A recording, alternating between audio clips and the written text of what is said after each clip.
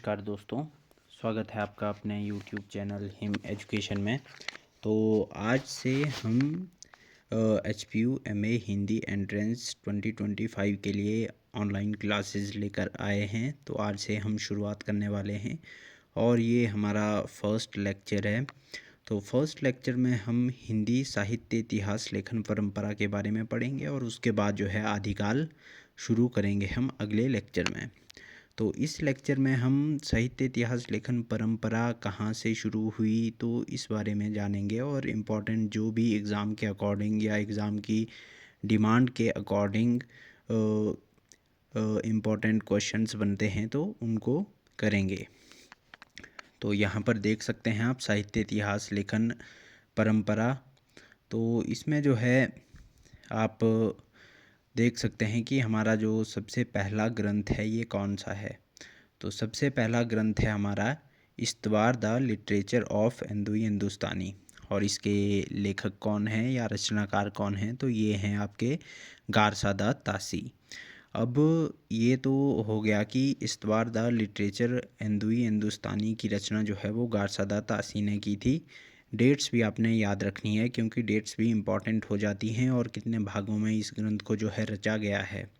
तो 2 भागों में इस ग्रंथ को रचा गया है और प्रथम भाग जो था ये 1839 ईस्वी में और द्वितीय भाग जो था 1847 ईस्वी में जो है ये प्रकाशित हुआ था।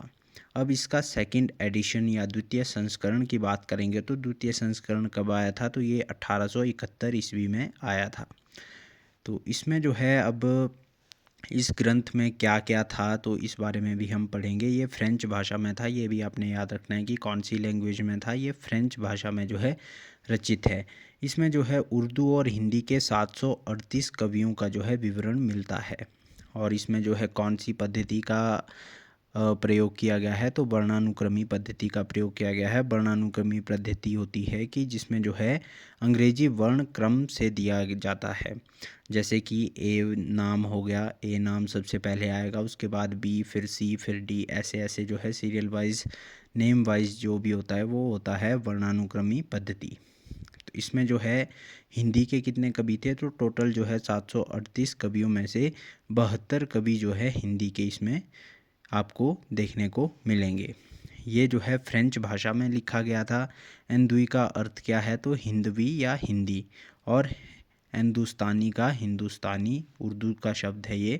और इसे ब्रिटेन और आयरलैंड की प्राच्य साहित्य अनुवादक समिति, तो ये भी आपने याद रखना है कि कहाँ से जो है इसे प्रकाशित किया गया था। तो ये ब्रिटेन और आयरलैंड की प्राच्य साहित्य अनुवादक समिति की ओर से पेरिस में प्रकाशित किया गया था, जिसमें काल विभाजन और नामकरण का इसमें जो है कोई भी प्रयास नहीं किया गया था। डॉक्टर लक्ष्मी सागर वार्ष्णेय ने इस ग्रंथ में वर्णित हिंदी रचनाकारों संबंधी सामग्री का अनुवाद हिंदी साहित्य का इतिहास शीर्षक से 1952 में किया था। ये भी आपने याद रखना है। ये तो हो गया हमारा पहला ग्रंथ। अब इसके बाद दूसरा ग्रंथ आता है। तो दूसरा ग्रंथ जो है वो कौन सा है तो दूसरा ग्रंथ है आपका तज़किरा ई शूरा ई हिंदी। तो इसके रचनाकार कौन है तो इसके रचनाकार है मौलवी करीमुद्दीन।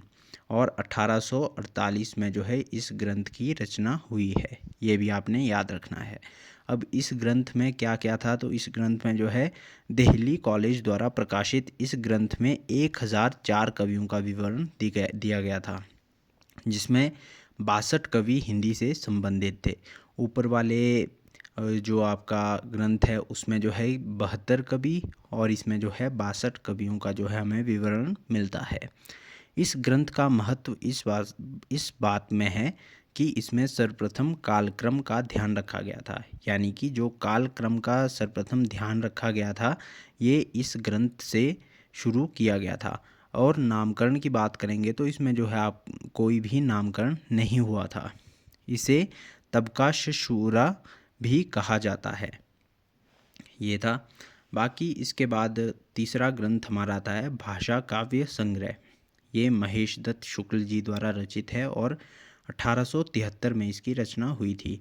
ये हिंदी भाषा में लिखा गया प्रथम हिंदी साहित्य इतिहास संबंधी जो है ग्रंथ है। तो ये जो है इम्पॉर्टेंट है, इसको याद रखें। ये भी क्वेश्चन आपसे पूछा जा सकता है कि हिंदी भाषा में लिखा गया सर्वप्रथम साहित्य इतिहास ग्रंथ कौन सा है। तो ये हो जाएगा आपका भाषा काव्य संग्रह।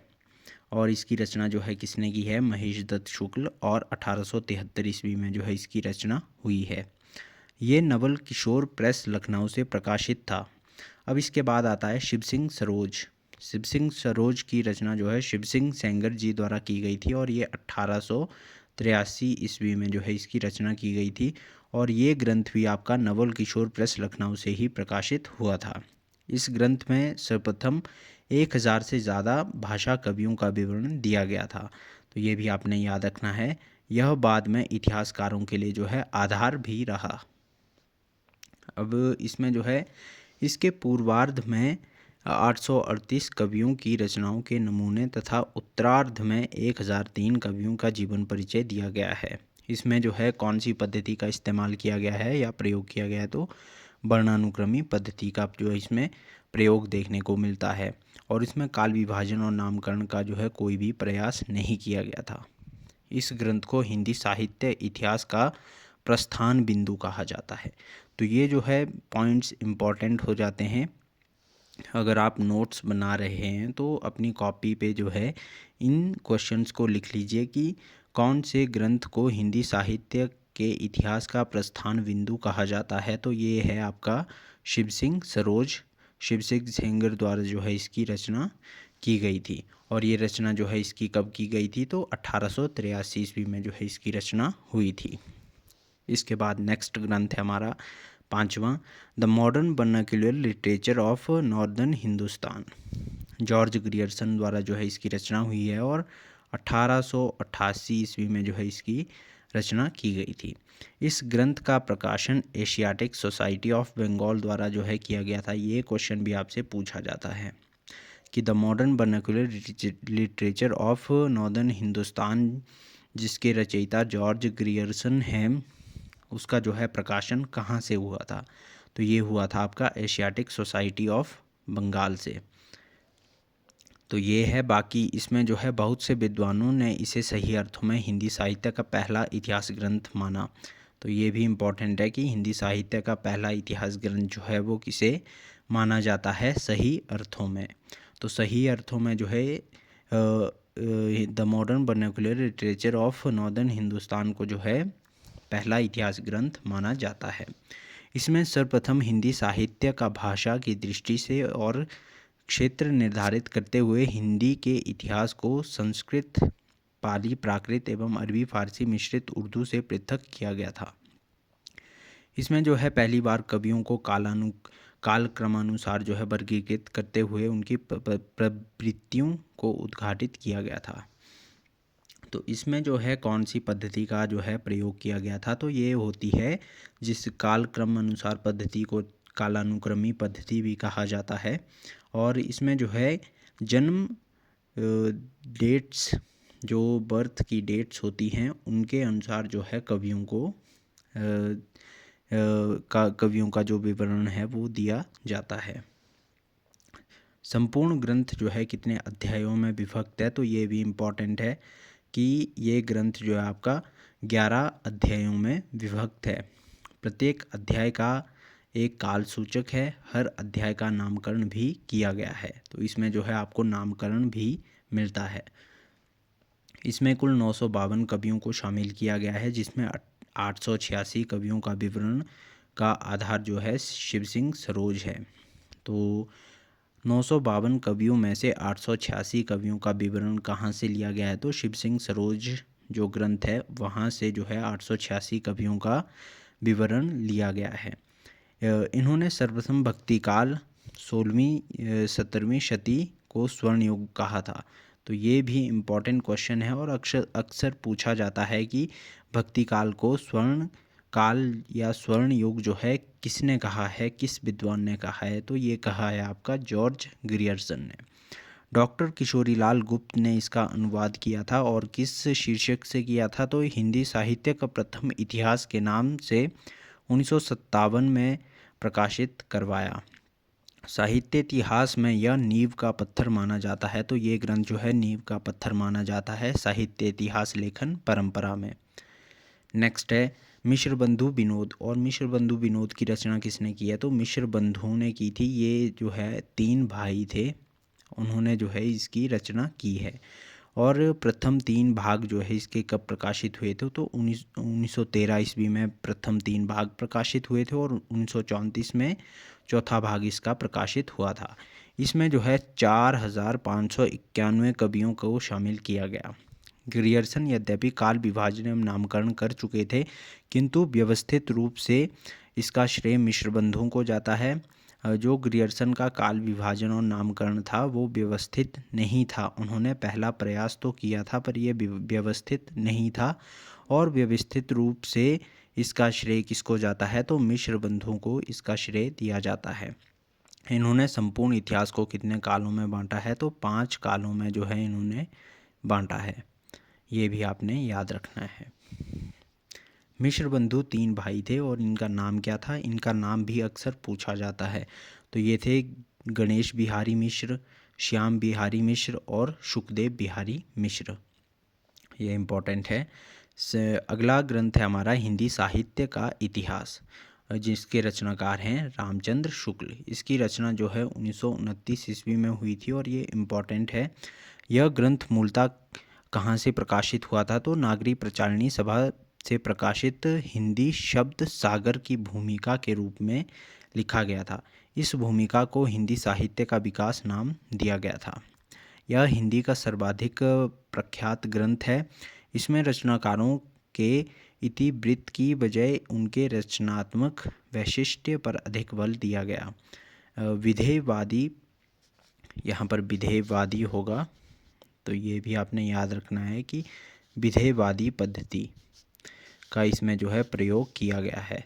और सबसे जो इम्पोर्टेंट महत्वपूर्ण पद्धति है साहित्य इतिहास लेखन परंपरा की, या सबसे श्रेष्ठ पद्धति आप मानकर चल सकते हैं, तो ये विधेयवादी पद्धति होती है। उसका प्रयोग करते हुए तत्कालीन युगीन परिस्थितियों के संदर्भ में हिंदी साहित्य इतिहास को विश्लेषित किया गया था। अब विधेयवादी पद्धति होती क्या है, इसके बारे में पहले आप जान लीजिए। विधेयवादी पद्धति वो पद्धति होती है जिसमें तत्कालीन उस युग की जो प्रवृत्तियाँ होती हैं या विशेषताएं होती हैं, उसके हिसाब से जो है कवियों को जो है इसमें स्थान दिया जाता है। नेक्स्ट पॉइंट है आपका अपभ्रंश साहित्य को हिंदी से अलगाते हुए पूर्व पीठिका के रूप में वर्णित किया गया था आचार्य रामचंद्र शुक्ल जी ने। संपूर्ण इतिहास का इतना तार्किक और सुव्यवस्थित काल विभाजन किया कि परवर्ती इतिहास ग्रंथों में प्रायः उसका ही प्रयोग किया गया। तो ये था आपका हिंदी साहित्य का इतिहास आचार्य रामचंद्र शुक्ल द्वारा जो है 1929 में जिसकी रचना की गई थी। इसके बाद आता है हिंदी साहित्य का आलोचनात्मक इतिहास। अब ये रचनाएं जो है आपने याद रखनी है, इनकी डेट्स भी आपने याद रखनी है। इसके अंदर क्या क्या चीज़ें हैं ये उतनी ज़्यादा इम्पॉर्टेंट आपके एग्ज़ाम के अकॉर्डिंग नहीं है, पर फिर भी आपने एक बार इनको पढ़ लेना है। सबसे इम्पॉर्टेंट है कि आप रचना पढ़िए, रचनाकार का नाम और उसकी जो प्रकाशन वर्ष है उसका, वो आपने ध्यान से पढ़ना है।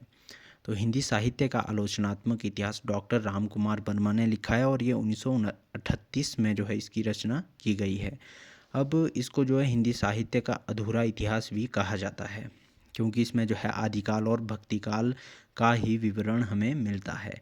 और इसमें जो है इसकी जो काल क्रम है ये कब से कब तक है, तो इन्होंने जो है 693 ईस्वी से 1693 ईस्वी तक ही इस ग्रंथ में जो है इसका विवरण मिलता है।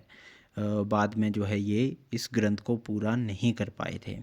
छायावादी कवि राम कुमार वर्मा द्वारा रचित इस इतिहास ग्रंथ में उनकी काव्यात्मक भाषा ने पाठकों को आकर्षित किया था। अपनी विस्तृत सामग्री और उसकी आकर्षक प्रस्तुति एवं भाषा के कारण यह ग्रंथ प्रभाव छोड़ने में सफल रहा था। इसमें सिर्फ आदिकाल और भक्तिकाल, जैसा कि मैंने आपको पहले ही ऊपर ही बता दिया कि इसमें जो है आदिकाल और भक्तिकाल का ही विवरण मिल रहा है। तो 693 से 1693 तक की अवधि को ही स्थान मिला है, आगे का भाग वे नहीं लिख पाए थे। नेक्स्ट है निर्गुण ज्ञानश्री शाखा को, जिसे हम संत काव्य धारा भी कहते हैं, तो संत काव्य जो नाम है वो किसने दिया था, तो ये दिया था डॉक्टर रामकुमार वर्मा ने। तथा निर्गुण प्रेमाश्री शाखा को, तो निर्गुण जो प्रेमाश्री शाखा है उसको सूफी काव्य का नाम जो है किसने दिया था, तो ये डॉक्टर रामकुमार वर्मा ने दिया था। इसमें अभ्रंश साहित्य के बड़े हिस्से को भी शामिल कर संधिकाल शीर्षक के अंतर्गत प्रस्तुत किया गया था। वर्मा जी ने इसी से आदिकाल को संधिकाल और चारणकाल कहा था। तो ये भी आपने याद रखना कि हिंदी साहित्य के इतिहास में जो है आदिकाल को संधिकाल की संज्ञा किसने दी है, चारणकाल की संज्ञा जो है वो किसने दी है, तो ये डॉक्टर रामकुमार वर्मा ने दी है।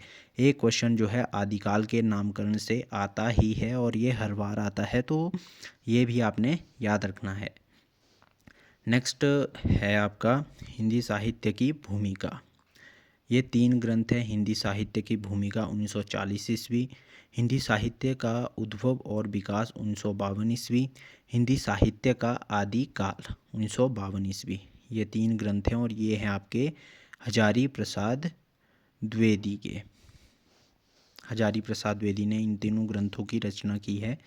अब हजारी प्रसाद द्विवेदी ने कोई स्वतंत्र इतिहास ग्रंथ नहीं लिखा है, किंतु उल्लिखित 3 ग्रंथ साहित्य इतिहास संबंधी ही हैं एवं इनमें जो है एक निश्चित साहित्य इतिहास दृष्टि भी मिलती है। आचार्य द्विवेदी इतिहास को परंपरा के विकास के रूप में व्याख्यायित करते थे। तो यही इम्पोर्टेंट है इसमें। बाकी नेक्स्ट ग्रंथ है आपका हिंदी साहित्य का वैज्ञानिक इतिहास। एक तो आ गया आपका आलोचनात्मक इतिहास। आलोचनात्मक इतिहास की रचना जो है 1938 में की थी और किसने की थी, डॉक्टर रामकुमार वर्मा ने। और हिंदी साहित्य का वैज्ञानिक इतिहास है, ये जो है गणपति चंद्र गुप्त ने लिखा है और इसकी जो रचना काल है वो है 1965 ईस्वी। आचार्य शुक्ल द्वारा प्रतिपादित ढांचे में आमूलचूल परिवर्तन करने के एक सार्थक प्रयास इस ग्रंथ के माध्यम से किया गया है। संपूर्ण इतिहास को 3 कालों में विभक्त किया गया, प्रारंभिक काल, मध्यकाल और आधुनिक काल। तो डॉक्टर गणपति चंद्र गुप्त ने जो आपका इतिहास है, हिंदी साहित्य का इतिहास, उसको 3 कालों में विभक्त किया था, प्रारंभिक काल, मध्यकाल, आधुनिक काल। इसमें साहित्य इतिहास के विकासवादी सिद्धांतों की प्रतिष्ठा करते हुए इसके आलोक में हिंदी साहित्य की नूतन व्याख्या प्रस्तुत करने की चेष्टा की गई थी।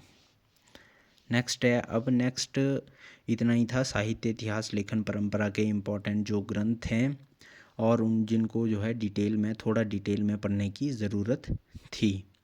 अब उसके बाद आपने सीधे ग्रंथों के नाम याद रखने हैं और उनकी डेट्स याद रखनी है और किसने जो है उसकी रचना की है वो याद रखना है। एक बार इन पे भी नज़र मार लीजिए।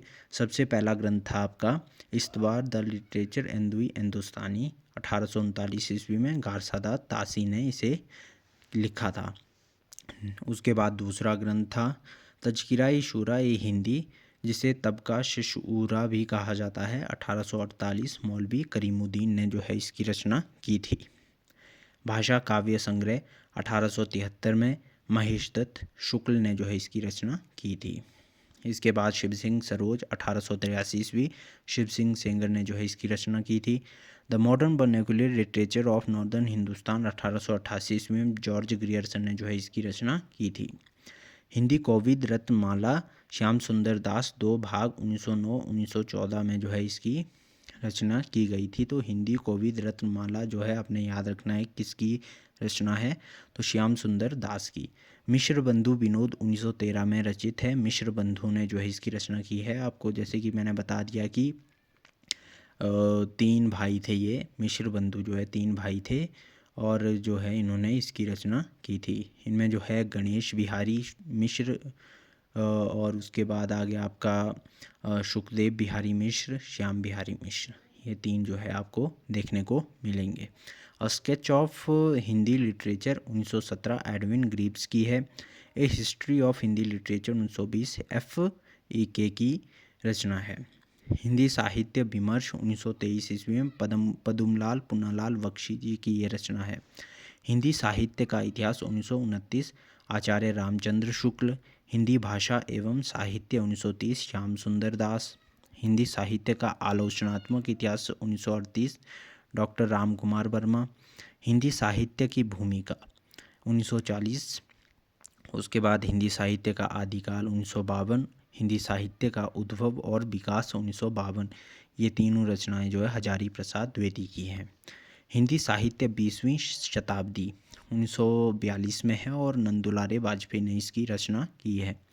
इसके बाद आते हैं हिंदी साहित्य का बृहद इतिहास। ये जो है 16 भागों में आपको देखने को मिलेगा और ये जो है नागरी प्रचारणी सभा द्वारा जो है 1961 में प्रकाशित किया गया था। हिंदी साहित्य का वैज्ञानिक इतिहास 1965 डॉक्टर गणपति चंद्र गुप्त। हिंदी साहित्य का दूसरा इतिहास, ये आपने याद रखना है, दूसरा इतिहास बच्चन सिंह 1996 में। हिंदी साहित्य का आधा इतिहास 2003 सुमन राजे। हिंदी साहित्य का मौखिक इतिहास 2004 नीलाभ जी द्वारा जो है ये लिखा गया है। तो अब इसमें जो है जो आपका काल विभाजन है, काल विभाजन जो है आचार्य रामचंद्र शुक्ल का ही अक्सर जो है मान लिया जाता है और ये इम्पोर्टेंट है। तो इसमें जो है एक क्वेश्चन बन जाता है कई बार कि आचार्य रामचंद्र शुक्ल के काल विभाजन के बारे में बताइए, या कब से कब तक जो है आदिकाल का या जो आपका भक्तिकाल है या रीतिकाल की समय अवधि जो है वो पूछ ली जाती है। तो ये है आपका वीर गाथा काल जो है आचार्य रामचंद्र शुक्ल ने आदिकाल को कहा था। और इसकी समय अवधि क्या है, तो संवत 1050 से 1375 विक्रमी संवत। भक्तिकाल की बात करेंगे तो संवत 1375 से 1700, रीतिकाल 1700 से 1900 और गद्यकाल जिसे आधुनिक काल कहा जाता है 1900 से 1984 या अब तक आप मानकर चल सकते हैं। तो ये था। बाकी इसके बाद हम आदिकाल और उसके नामकरण के बारे में पढ़ेंगे। तो ये है आपका आदिकाल का नामकरण और उसके प्रस्तोता। तो आदिकाल को चारण काल किसने कहा, तो आदिकाल को चारण काल जो है जॉर्ज ग्रियर्सन और F.E.K ने कहा था।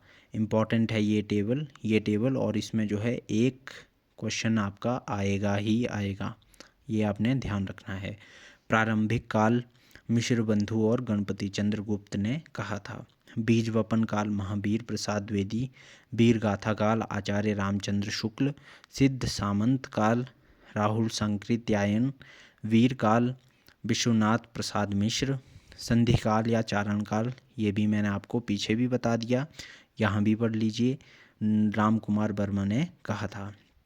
आदिकाल की संज्ञा किसने दी थी, तो हजारी प्रसाद द्विवेदी ने जो है आदिकाल का नामकरण किया था। जयकाल जो है रमाशंकर शुक्ल रसाल ने। आधार काल सुमन राजे और मनोहन अवस्थी ने जो है दिया था। अपभ्रंश काल जो है आदिकाल को किसने कहा है, तो धीरेन्द्र वर्मा और बच्चन सिंह ने जो है अपभ्रंश काल जो है आदिकाल को कहा है। उद्भव काल वासुदेव सिंह ने कहा है। और संक्रमण काल जो है किसने कहा है, तो ये राम खिलावन पांडे ने कहा है। तो ये तो आपको रटना पड़ेगा कि क्या नाम जो है वो कौन कौन से जो है विद्वानों ने दिया है। तो ये था हमारा फर्स्ट लेक्चर और इसकी जो PDF है वो आपको कहाँ से मिलेगी, तो मैंने उसकी डिटेल आपको टेस्ट सीरीज़ में ही दे के रखी है कि एक जो भी स्टूडेंट्स टेस्ट सीरीज़ जो है वो परचेज़ करेंगे, क्योंकि टेस्ट सीरीज़ इम्पॉर्टेंट हो जाती है। उससे आपको एग्ज़ाम के लेवल का भी पता लगता है और एग्ज़ाम जो है आपने कैसे अटेम्प्ट करना है और समय के साथ जो है वो कैसे अटेम्प्ट करना है। तो वो चीज़ें आपको जो है टेस्ट सीरीज़ सॉल्व करने के बाद ही आ पाएगी। और अगर आपने टेस्ट सीरीज़ ली है तो आपको जो है ग्रुप में ऐड कर दिया होगा, और ग्रुप में ऐड करने के बाद जो ये PDF है, क्लास नोट्स के PDFs आ गए आपके, फिर उसके बाद टेस्ट्स आ गए जितने भी हैं, तो वो सारे जो है आपको प्रोवाइड कर दिए जाएंगे। ये हमारा डेमो लेक्चर है और ये जो है विजिबल सबके लिए होगा, सभी स्टूडेंट्स के लिए जो है ये विजिबल होगा। तो ये डेमो लेक्चर था। इसके बाद हम आदिकाल के बारे में पढ़ेंगे और आदिकाल का जो लेक्चर होगा वो प्राइवेट लेक्चर होगा और वो उन्हीं स्टूडेंट्स को देखने को मिलेगा जो स्टूडेंट्स जो है वो टेस्ट सीरीज़ में एनरोल हुए होंगे। तो जल्दी कीजिए क्योंकि समय बहुत कम है और जो भी स्टूडेंट्स इंटरेस्टेड हैं वो टेस्ट सीरीज़ में जो है एनरोल हो सकते हैं। और उसकी पूरी इन्फॉर्मेशन मैंने जो है एक वीडियो में दे के रखी है और उस वीडियो का लिंक भी मैं आपको डिस्क्रिप्शन बॉक्स में दे दूंगा, तो आप वहां से जो है वीडियो देख सकते हैं और पर्सनली जो है जो स्टूडेंट्स टेस्ट सीरीज़ परचेज़ करना चाहते हैं तो वो इस नंबर पर जो है व्हाट्सएप भी कर सकते हैं 9459990467। तो ये नंबर है, व्हाट्सएप नंबर है और इस पे जो है वो पर्सनली मैसेज भी कर सकते हैं और टेस्ट सीरीज़ की इन्फॉर्मेशन जो है वो ले सकते हैं। तो फ़िलहाल के लिए इतना ही, मिलते हैं नेक्स्ट लेक्चर में। और डेली जो है आपको 5 बजे जो है वो लेक्चर मिलेगा। ये डेमो लेक्चर है और इसके बाद जो है सारी वीडियोस जो हैं वो उन्हीं स्टूडेंट्स के लिए विजिबल होंगी जो टेस्ट सीरीज़ में एनरोल हुए होंगे। और डेली जो है 5 बजे एक लेक्चर जो है आपको मिलेगा। और सिलेबस जो है आपका कवर कब तक होगा, तो मार्च तक जो है आपका सिलेबस कवर कर दिया जाएगा। तो ये थी फर्स्ट वीडियो हमारी। और अगर वीडियो अच्छी लगी हो तो लाइक करें, शेयर करें, कमेंट करें और अगर चैनल पर नए हो तो सब्सक्राइब ज़रूर करें। Thank you.